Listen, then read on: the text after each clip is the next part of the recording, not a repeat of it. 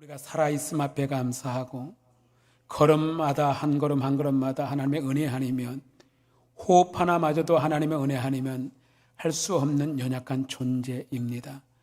여러분, 오늘 또 우리는 하나님 앞에 늘 감사함으로 은혜 가운데 예배할 수 있기를 바랍니다. 먼저 안타까운 소식을 여러분들이 이미 뉴스를 통해서 많이 접하고 있을 겁니다. 큰 비로 인하여서 미호 제방이 무너지고 이 일로 인하여 궁평 2지하 차도가 물에 잠기면서 생각보다 많은 인명피해가 우리 지역에서 예상되어지고 있다는 안타까운 소식을 접하고 있습니다. 수품을 당한 우리 주민들과 우리 유족들에게 위로가 함께 하시길 간절히 소망합니다. 뿐만 아니라 지금 구조나 수색 작업에 애를 쓰고 있는 우리 소방대원들이나 기관들, 군인들, 그리고 모든 공무원들에게도 하나님의 위로가 함께 하시고 안전하게 지켜주시길, 더 이상 희생자가 나오지 않는 그러한 안전한 구조작업이 또 수색작업이 있기를 간절히 소망하고, 또 더 이상 이것이 확대되어지지 않고 하나님의 위로와 소망이 함께 하시길 간절히 소망합니다. 오늘은 2023년 예수 이야기 29번째, 내가 분하여 안색이 변함은 어찌 됨이냐 라고 하는 말씀을 가지고 오늘 전하게 됩니다. 우리 맥주감사주의를 앞에 두고 몇 주간에 걸쳐서 감사에 대해서 설교하고 있습니다. 맥주감사주 전주에는 마태복음 14장 14절로 21절 말씀을 통해서 감사와 축복이라는 말씀을 전했습니다. 감사에는 반드시 하나님의 축복이 있다. 감사를 절대로 하나님은 유면하지 아니하고 감사에는 반드시 하나님의 능력과 축복이 있다고 말씀을 드렸습니다. 맥주감사 주일에는 출애굽기 23장 16절로 19절 말씀을 통해서 맥주절을 지켜라 라고 말씀을 전했습니다. 지난주에는 데살로니가전서 5장 16절로 22절 말씀을 통해서도 실패 중에서도 감사하는 것이 하나님의 뜻이다라고 말씀을 전했습니다. 우리는 날 좋은 일만 있고 감사할 것을 찾아내면서 감사합니다가 아니라 때로는 내가 생각지 않은 어려움을 만나고 또 때로는 실패하는 것 같은 일을 만날지라도 역전하신 하나님, 또 그곳에 모든 하나님의 은혜를 심겨놓으신 하나님 앞에 감사할 수만 있다면 하나님께서는 우리의 일을 통해서 합력하여 선한 것을 이루어 가실 줄로 믿습니다. 그러니 우리는 어떤 상황에서도 감사를 잃어버리지 않기를 바랍니다. 오늘은 감사를 잃어버리고 믿음이 없이 예배한 자의 모습을 살펴보려고 합니다. 계속해서 감사에 대해서 말씀을 드리는데 오늘은 좀 차원이 다른 감사에 대해서 말씀을 드리려고 하는 거예요. 감사를 잃어버린 자의 예배, 이 일을 통해서 우리 자신들을 한번 살펴봤으면 좋겠어요. 그러면서 내가 과연 감사함 가운데 예배하고 있는가, 믿음으로 예배하고 있는가를 바라보면서 우리 다시 한번 은혜와 감사, 믿음이 회복된 그리스도인으로 살아가는 저와 우리 모두가 되기를 소망합니다. 세상에서도 마찬가지지만 교회 안에서도 마찬가지인 것 같아요. 여러분, 감사와 은혜와 믿음을 잃어버린 자의 대체적인 특징의 모습이 있습니다. 그것은 얼굴빛이 어둡다는 겁니다. 그리고 안색이 좋지 않다는 겁니다. 여러분, 교회를 와서 예배를 드리면서도 얼굴에 광채가 나야 되잖아요. 지금 누구에게 예배합니까? 살아계신 하나님께 예배하고 있잖아요. 그분의 영광을 보고 있잖아요. 그렇다면 우리는 광채가 나야 됩니다. 그런데 얼굴이 어둡고 굳어 있다면 이것은 과연 내가 하나님 앞에 예배하고 있는가라는 것입니다. 우리 옆 사람 얼굴 살짝 봐주실래요? 뻔히는 보지 마시고, 혹시 광채처럼 빛나는가요? 아니면 어둡습니까? 여러분, 우리 한번 살짝 한번 웃어볼까요? 여러분, 하나님을 영광을 한번 바라볼 수 있는 귀한 시간이 되기를 바랍니다. 은혜를 받은 자는 세상에 어떤 풍파가 오고, 아니 죽음의 순간이 올지라도 얼굴에 영광스러운 빛을 봅니다. 그리고 천사의 얼굴처럼 보인다는 것이죠. 이 내용이 창세기 7장 55절 말씀에, 사도행전 7장 55절 말씀에 기록되는 우리 한번 읽어볼까요? 시작. 스데반이 성령 충만하여 하늘 우러러 주목하여 하나님의 영광과 및 예수께서 하나님 우편에 서신 것을 보고. 아멘. 스데반의 순교의 장면입니다. 마지막 돌에 맞는 순간이 얼마나 고통스러웠을까요? 여러분, 예수 복음 전하다가 돌에 맞아 죽어가고 있어요. 그런데 그 죽는 순간에 스데반은 어디를 바라봤냐면 땅을 보지 않고 자기를 공격하여 분노하는 자들을 바라보지 않고 하늘을 바라봅니다. 하나님의 영광을 바라볼 때에 그의 모습이 뭐처럼 보였어요? 하나님의 영광을 보았다. 하나님의 영광스러운 모습으로 변합니다. 그리고 천사의 모습처럼 변했다라고 기록하고 있습니다. 여러분, 오늘 이 시대가 참 분노의 시대입니다. 정치를 이야기하면 다 분노해요. 서로 두 편이 나누어서 분노합니다. 누군가를 바라보면서 분노합니다. 청소년들이 분노하는 시대입니다. 아니, 우리 그리스도인들마저도 분노의 시대를 살고 있는 것 같아요. 여러분, 누군가의 얼굴에 나타난 빛깔이나 기색을 가리켜서 우리는 안색이라고 합니다. 안색. 국어사전을 찾아보니까 얼굴에 나타나는 표정이나 빛깔이라고 표현되어 있더라고요. 우리는 흔히 누군가를 만났을 때 오늘 얼굴 안색이 별로 안 좋으시네요. 안색이 왜 나쁘시죠? 라는 표현을 씁니다. 제가 어제 늦게까지 우리 성도들을 파악을 하느라고 저녁 늦은 시간까지 이곳저곳 전화를 했어요. 전화 되어지는 분들도 있고 우리 부목사님들이 전화를 하신 분들도 있고 때로는 그런데 참 막 긴장이 되다 보니까 어떤 분들은 전화가 아예 꺼져 있는 분들이 몇 분 있더라고요. 아예 신호는 가는데 안 받으면 신호는 가니까 괜찮겠다. 그런데 꺼져 있다고 올 때는 긴장이 막 돼요. 이곳저곳 돌려서 알아보니까 해외 나가 계신 분들, 이런 분들도 있어서 그래도 다행인 것이다. 다행이다. 이런 생각을 하면서 늦은 시간까지 가다가 이제 집에 앞에 이제 걸어서 가는데 우리 성도 한 분을 만났어요. 목사님 안색이 많이 피곤해 보이시네요. 이런 이야기를 하셔요. 그래서 제가 좀 신경을 좀 썼더니 그런 것 같습니다. 고맙습니다. 이렇게 했어요. 여러분, 누군가 경험은 하는 일이지만 얼굴 빛깔이 좋은 사람도 있고 환한 얼굴을 가진 사람도 있고 또 어떤 이는 병색이 있는 이도 있고 어떤 이는 분노로 가득 찬 환한 인상, 얼굴을 가진 안색도 있습니다. 안색은 말 그대로 얼굴에 나타난 표정이며 색입니다. 의사가 아니더라도 우리는 상대방의 얼굴만 보면은 상대방의 마음의 상태나 건강의 상태를 어느 정도 알 수가 있습니다. 요즘 안색이 왜 그러신가요? 어디 안 좋은 데 있으신가요? 하고 우리는 그 안색만 보고도 물어보기도 합니다. 안색은 긴장하고 있는 표정이나 기분이 좋지 않은 모습도 보여줍니다. 이렇게 안색이라고 하는 것은 매우 귀중한 것을 어떻게 보면 담고 있다고 하겠습니다. 여러분, 성경에서도 안색에 대해서 나오는데 오늘 본문에 나타난 안색은 은혜와 감사를 잃어버린 자의 안색을 기록하고 있습니다. 아담과 하와의 아들 가인의 안색을 기록하고 있는 내용이 오늘 본문입니다. 아담에게는 가인과 아벨 두 아들이 있었습니다. 성경은 이 두 사람의 직업을 기록해 놨는데 우리 2절 말씀 한번 읽어볼까요? 2절 말씀 시작. 그가 또 가인의 아우 아벨을 낳았는데 아벨은 양치는 자였고 가인은 농사하는 자였더라. 가인의 직업은 농사를 하는 농부였습니다. 아벨의 직업은 양을 치는 목동이었습니다. 그런데 두 사람이 이제 제사를 지냅니다. 3절로 4절 말씀에 우리 한번 읽어봅니다. 시작. 세월이 지난 후에 가인은 땅의 소산으로 제물을 삼아 여호와께 드렸고 아벨은 자기도 양의 첫 새끼와 그 기름으로 드렸더니 여호와께서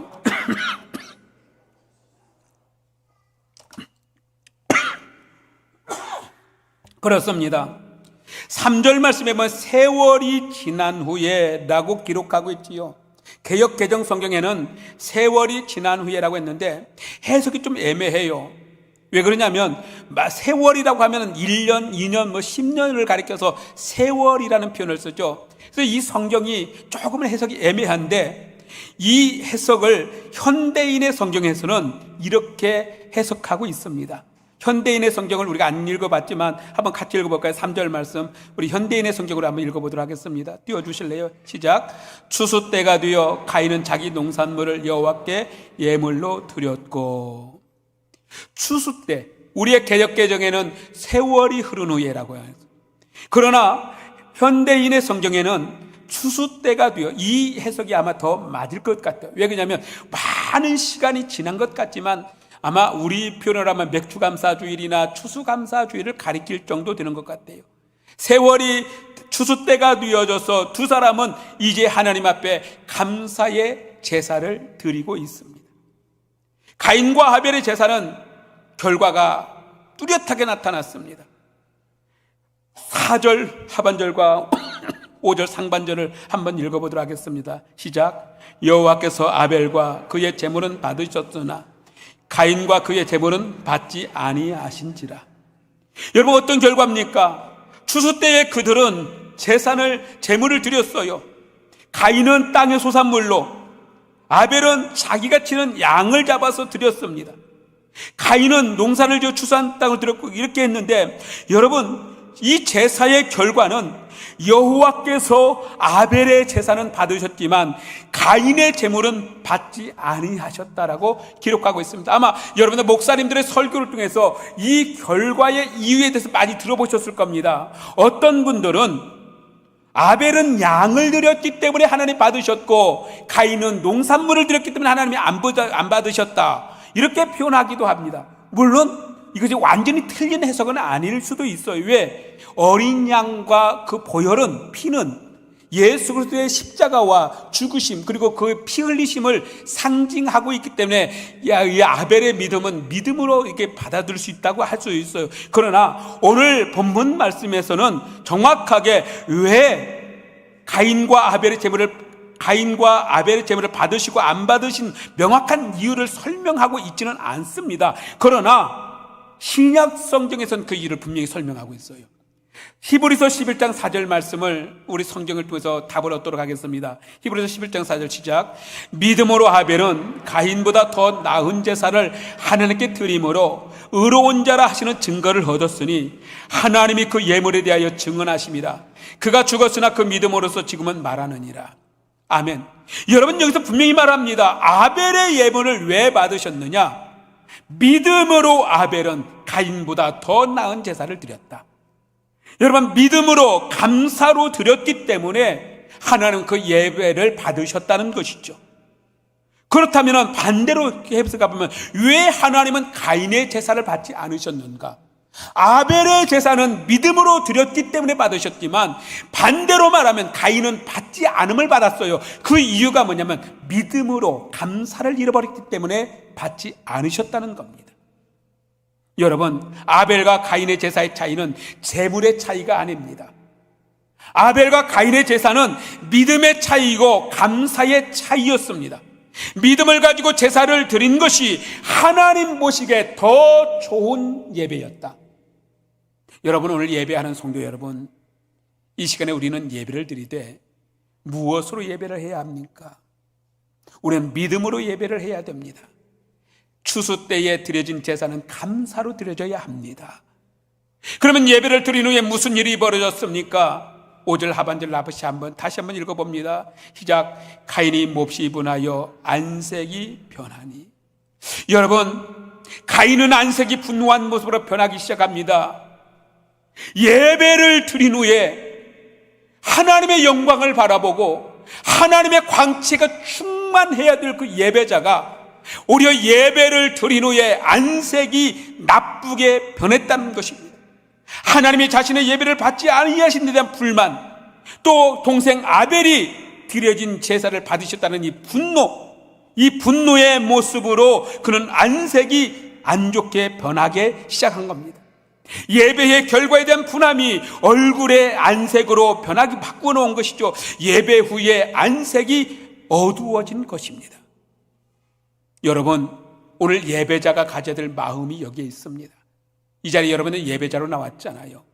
누구에게 예배합니까? 하나님 앞에 예배하고 있습니다.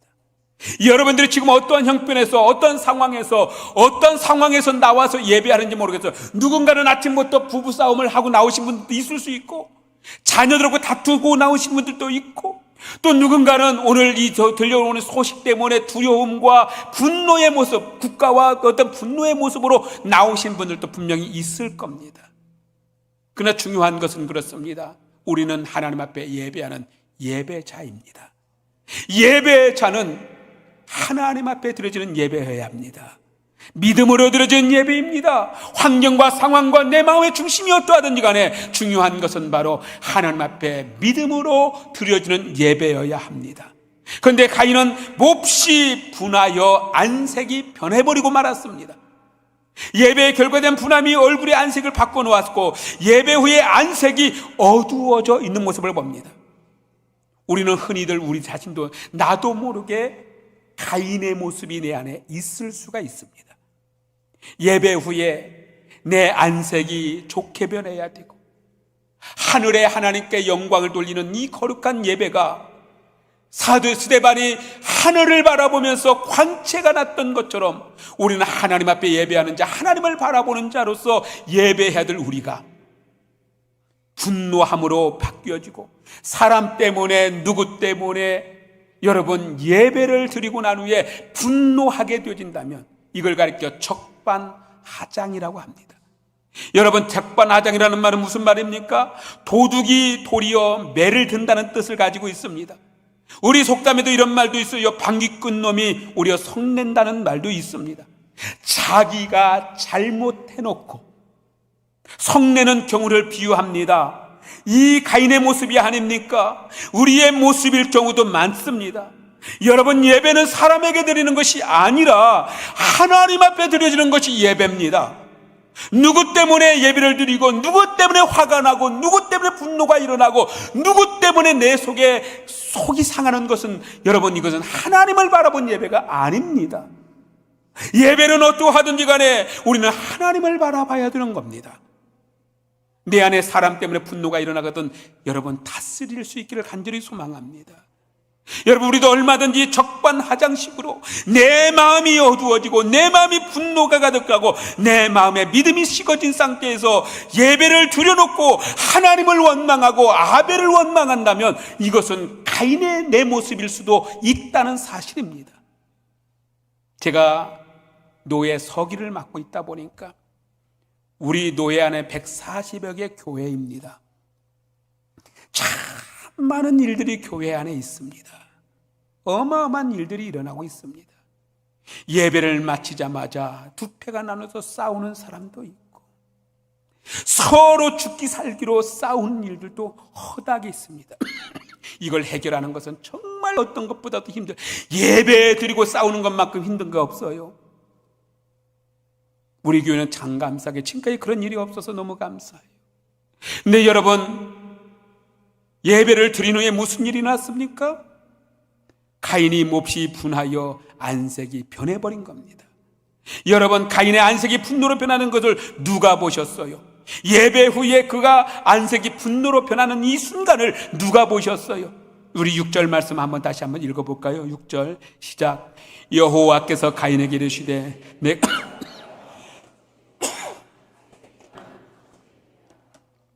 여호와 하나님이 가인의 모습을 보고 있습니다. 가인의 안색이 분노로 변하는 것을 보았습니다. 여호와께서 가인에게 말씀하십니다. 가인아, 왜 분노하니? 예배드린 후에 왜 분노하니? 가인아, 왜 그러니? 네가 왜 얼굴색이 변하고 있니? 여러분, 우리의 안색은 사람들이나 의사만 본 것이 아니었어요. 내 안색 변함을 하나님이 보고 있었다는 겁니다. 여러분, 아무리 화장을 가지고 아무리 화장을 하면서 우리 얼굴을 가리려고 해도요, 내 중심을 보시는 하나님이 내 얼굴색 변함을 다 보고 계시다는 겁니다. 사람들이나 의사만이 우리 안색을 살피고 내 건강을 체크하는 게 아닙니다. 하나님이 염려하시는 거예요. 내가 예배 후에 분노하는 거, 내가 예배 후에 안색이 변하는 거, 내가 하나님 앞에서 온전히 드리지 못함을 회개하지 못하고 변하는 것, 하나님이 지금 보고 계시다는 거예요. 가인아, 왜 그러니? 가인아, 왜 안색이 변하니? 하나님이 이미 그 중심을 보고 있습니다. 여러분, 오늘도 하나님은 이 예배를 보고 계십니다. 내 안색이 속이라도, 여러분, 안색은 어디서부터 나와요? 우리 속사람으로부터 나오잖아요. 우리 중심으로부터 오잖아요. 속일 수가 없는 거예요. 하나님은 나의 중심을 보시는 하나님이라고 했습니다. 얼굴에 나타나는 안색은 다른 데서 오는 게 아닙니다. 우리 마음에 있는 그것이 그대로 얼굴색으로 나오는 것입니다. 그러니까 얼굴을 관리보다 깊은 영적 내 속사람을 관리해야 합니다. 마음에 기쁨이 있고 감사가 있고 은혜가 있으면, 믿음이 있으면, 우리의 얼굴에 기쁨이 있고 감사가 있고 은혜가 있습니다. 스데반은 비록 죽음을 당하는 순간일지라도 믿음으로 하늘을 바라보니, 믿음으로 하나님의 나라를 바라보니, 하늘의 영광을 바라보니, 그리스도를 바라보니 그는 천사의 얼굴이 되었지만, 가인은 예배 후에 분노가 임하니 그는 안색이 변하는 모습을 봅니다. 그래서 하나님께서는 가인에게 해결책을 하나를 만들어 주십니다. 우리 7절 말씀 한번 보도록 하겠습니다. 7절 함께 보면 시작. 내가 행하지 아니하면 죄가 엎드려 있느니라. 죄가 너를 원하나 너는 죄를 다스릴지니라. 가인아, 왜 얼굴색이 변하니? 얼굴을 한번 들어볼래? 가인아, 네 낯을 한번 들어볼래? 왜 얼굴을 감추고 있니? 왜 얼굴 고개를 숙이고 분노하는 것을 감추고 있니? 얼굴을 들어봐라. 낯을 왜 못 들고 있니? 가인아, 얼굴 한번 들어보고 네 마음을 선하게 다스려라. 죄가 너를 원하고 있다. 너를 죄를 다스릴지니라. 가인아, 나를 바라봐라. 나를 바라봐라. 얼굴 들어 나를 바라봐라. 여러분, 오늘 누구를 바라보고 있습니까? 이 예배 자리에 지금 여러분 누구를 바라보고 있습니까? 혹시 분노로 차 있는 여러분 있다면 지금 여러분 고개를 한번 들어 하늘을 한번 바라볼 수 있기를 주의 이름으로 축원합니다. 스데반처럼 하늘을 바라볼 수 있기를 간절히 소망합니다. 가인에게 낯을 들어라. 그리고 내 속에 있는 분노를 다스려라. 죄가 너를 원한다. 너는 죄를 다스릴지니라.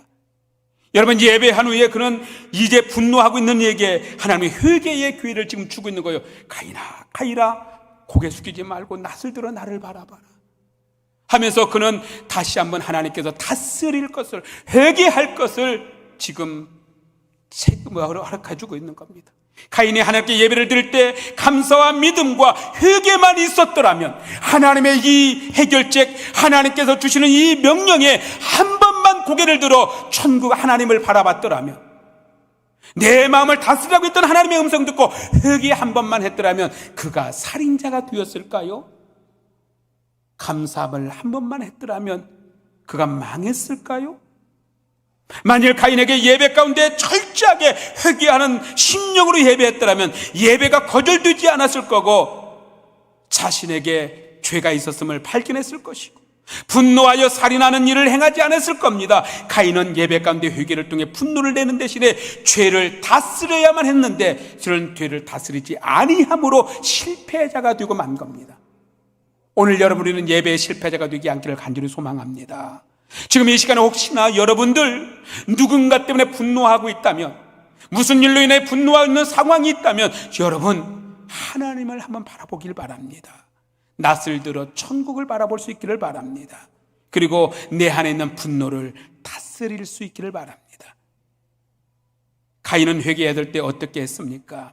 우리 8절 말씀 한번 읽어봅니다. 8절 시작. 가인이 그의 아우 아벨에게 말하고 그들의 들에 있을 때에 가인이 그의 아우 아벨을 쳐 죽이니라. 하나님은 가인에게 해결책을 마련해 주시는데, 가인아 고개를 들어 나를 바라보고 내 속에 있는 죄를 다스려라. 그러나 가인은 이 하나님의 회개의 말씀을 듣지 아니하고 아벨을 찾아가서 그에게 자기 분노를 표출하고 난 뒤에, 분노를 표출하고 아벨에게 말한 뒤에, 분노를 표출하고 난 뒤에 그 아우를 돌로 쳐 죽였습니다.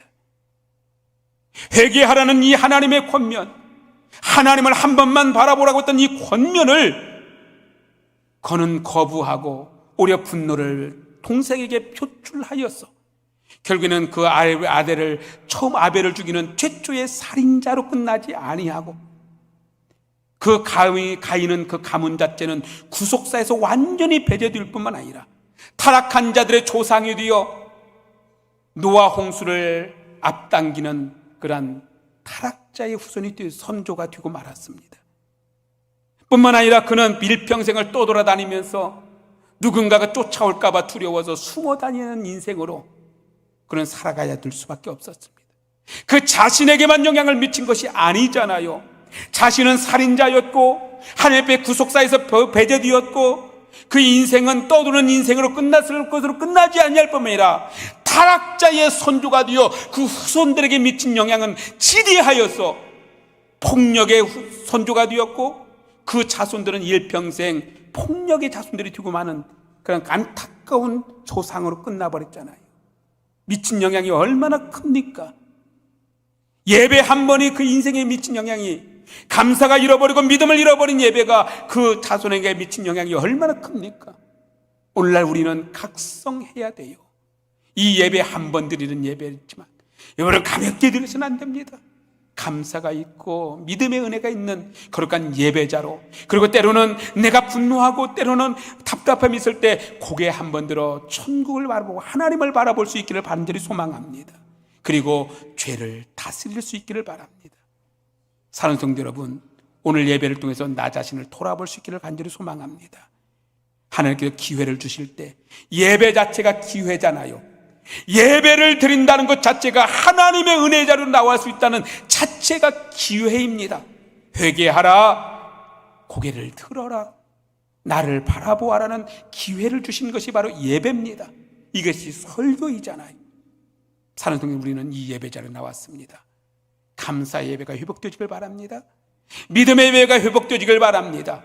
회개가 있기를 간절히 소망합니다. 말씀을 맺습니다. 예배는 반드시 감사가 있어야 합니다. 예배는 반드시 믿음으로 드려야 합니다. 예배는 반드시 회개가 있어야 합니다.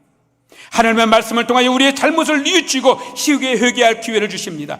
이것입니다. 예배 가운데 감사와 믿음과 회개해야 우리의 죄를 다스릴 수 있는 최고의 능력입니다. 여러분, 죄를 이길 수 있는 방법은 다른 방법 없어요. 내 안에 있는 분노를 이길 수 있는 방법은 다른 게 없어요. 감사입니다. 믿음입니다. 회개하는 길밖에 없어요.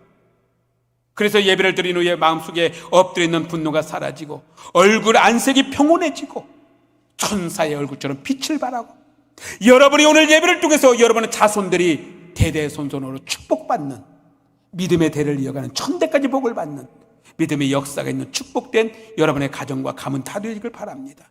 오늘 이 말씀은 우리가 깊이 묵상해 봐야 돼요. 그러기 이 말씀을 붙들고 오늘도 끝까지 승리하시는 우리 모두가 되어지길 주의 이름으로 축복합니다.